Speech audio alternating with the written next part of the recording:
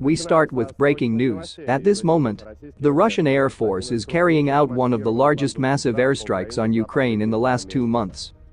There are many hits. At night, about 100 Geran drones took off to expose the positions of Ukrainian air defense forces. At that moment, 10 Tu-95 MS strategic bombers with H-101 cruise missiles on board reached the launch lines. They were supported by missile carriers of the Black Sea Fleet. 4 ships launched a barrage of high-precision caliber missiles at military targets. Another 6 Tu-22M3 bombers carried out a combat mission, taking off from the Shakhovka airfield in the Kaluga region. According to available information, explosions were heard in 15 regions of Ukraine, including Kiev, as well as in the areas of the airports of Zhuliany, Zaporozhye, Zhytomyr, Kharkov, Poltava, Mirgorod, Vinnytsia, Dnipropetrovsk and Kryvyi Rog. A whole series of explosions are recorded on camera by residents of Lutsk, in Nikolaev, Odessa and in several areas of the Ukrainian capital. There have been interruptions in electricity and water supply. The Ukrainian TV channel Telemarathon has literally become gloomy. After one of the strikes, the lights went out in the studio. There are also attacks on critical infrastructure facilities. The Ukrainian Minister of Energy said that the situation is, quote, complicated, the consequences are being clarified. Poland also raised its fighters on alert, tracking the directions of Russian missiles with the help of aircraft.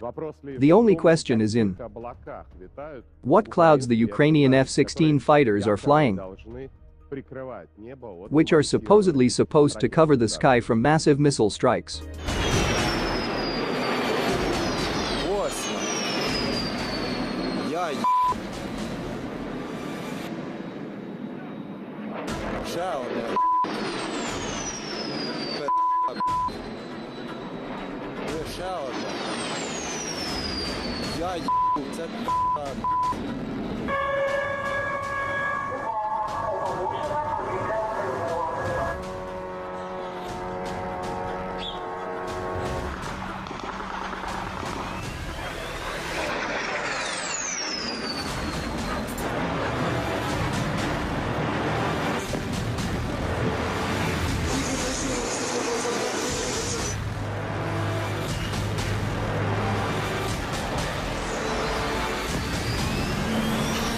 Не проти дипломатичного вирішення.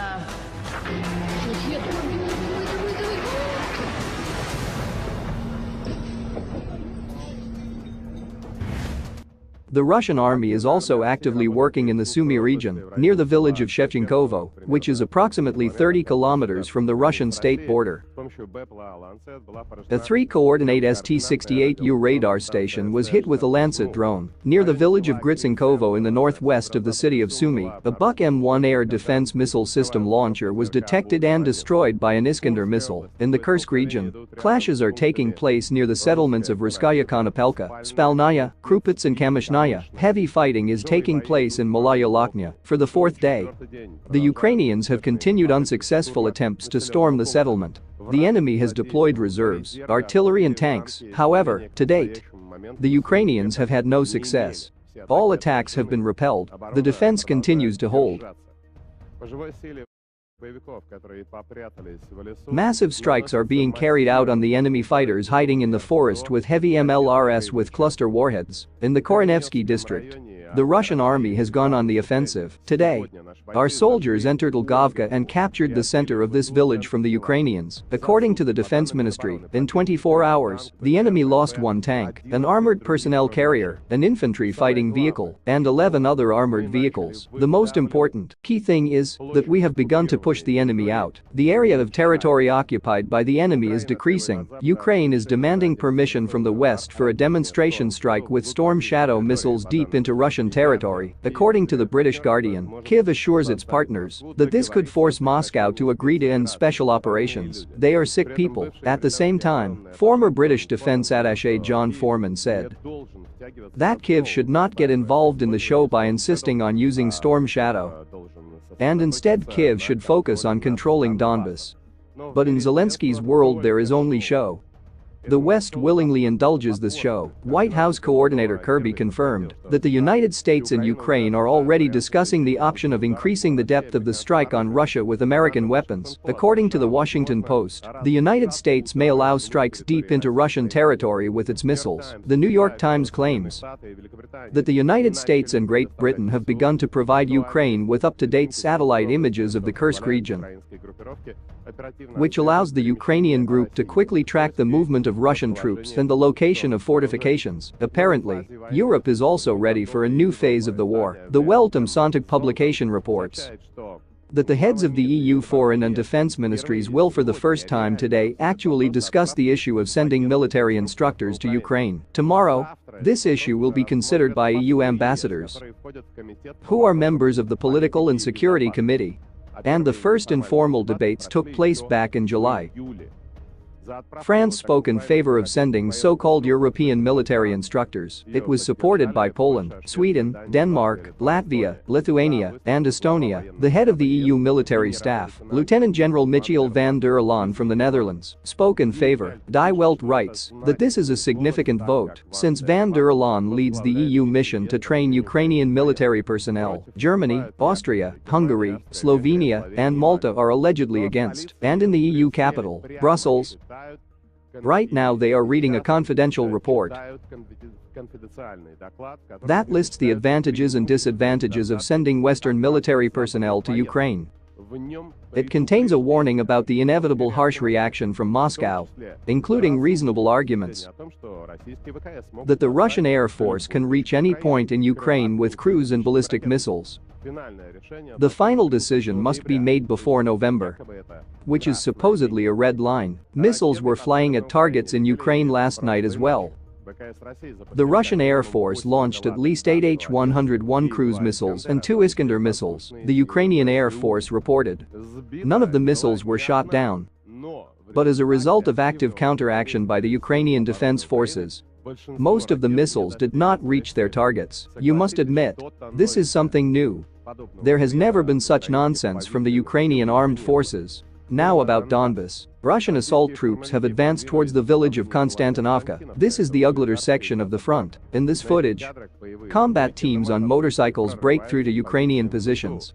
Then they dismount and begin storming fortified areas. At the same time, an armored group of tanks and infantry fighting vehicles is conducting heavy fire on the enemy stronghold. And this is what Ugleder itself looks like now. The Ukrainians are not leaving it yet. They are preparing for defense. In the Pokrovsk direction, the Russian army is close to liberating Novogradovka. In just a few days, Russian fighters have already occupied about half of the territory of this city and continue to build on their success.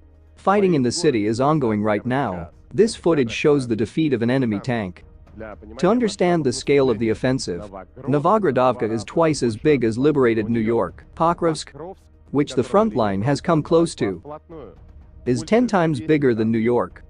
After the fall of Novogradovka, full-scale battles for Seledovo will begin. Until recently, Seledovo was the deep rear of Ukraine in Donbas. The city of Shebekino in the Belgorod region was again shelled by the enemy. 2 civilians were wounded. The day before, 5 civilians were killed during an attack by enemy militants on the Belgorod region. Another 12 people, including 3 children, were injured in an enemy strike on the village of Rakitnoye. The region's governor Gladkov said that 4 of the wounded are in serious condition. Doctors are operating on a woman with a shrapnel wound in the abdominal cavity in the Rakityanskaya Central District Hospital. And for now, there is no way to transport the injured to Belgorod due to the incessant shelling by the enemy. The settlements of Rakitnoye, Borispol and Novolininskoye were left without gas due to damage to the gas pipeline. The power line was also damaged. Now about the Saratov region of Russia, where a difficult morning also turned out due to a monstrous terrorist attack by the enemy. Ukrainian drones broke into Saratov and Engels. First, enemy terrorists deliberately launched a drone into a multi-story building in Saratov. These footages are on your screens. 3 apartments were seriously damaged. The woman is in serious condition. Thank God, there are no casualties. Another multi-story building was attacked in Engels. 4 private houses in the village of Prebrezhny in the Engels district were also damaged. There are no wounded. In total, drones were shot down overnight in several regions of Russia, 9 in the Saratov region, 3 more in the Kursk region, 2 drones in each of the Tula, Bryansk and Belgorod regions, 1 drone in each of the Oryol and Ryazan regions.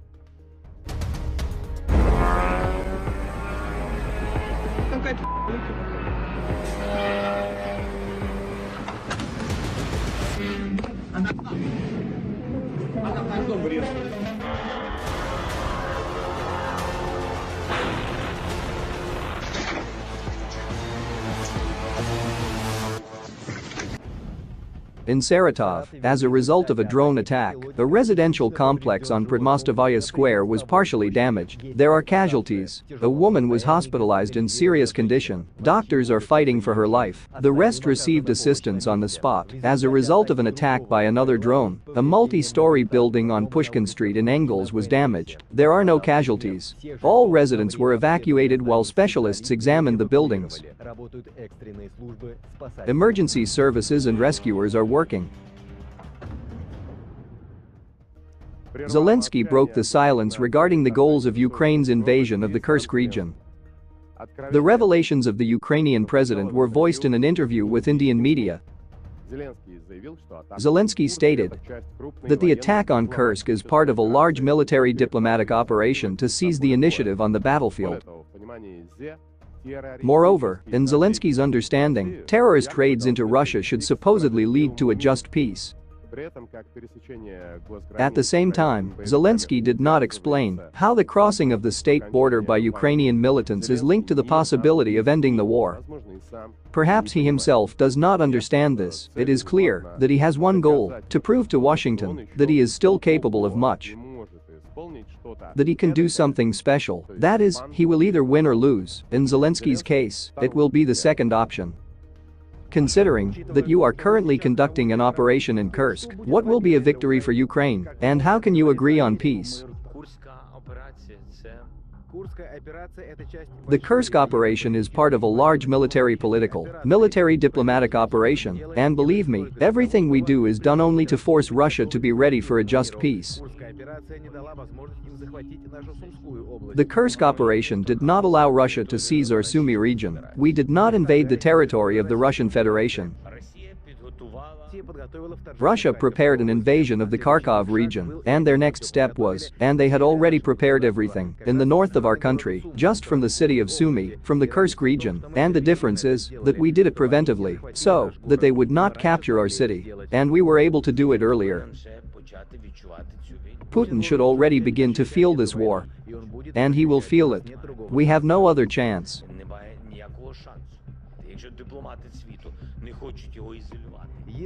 If the world's diplomats do not want to isolate him completely, then he will continue his military actions. He has oil.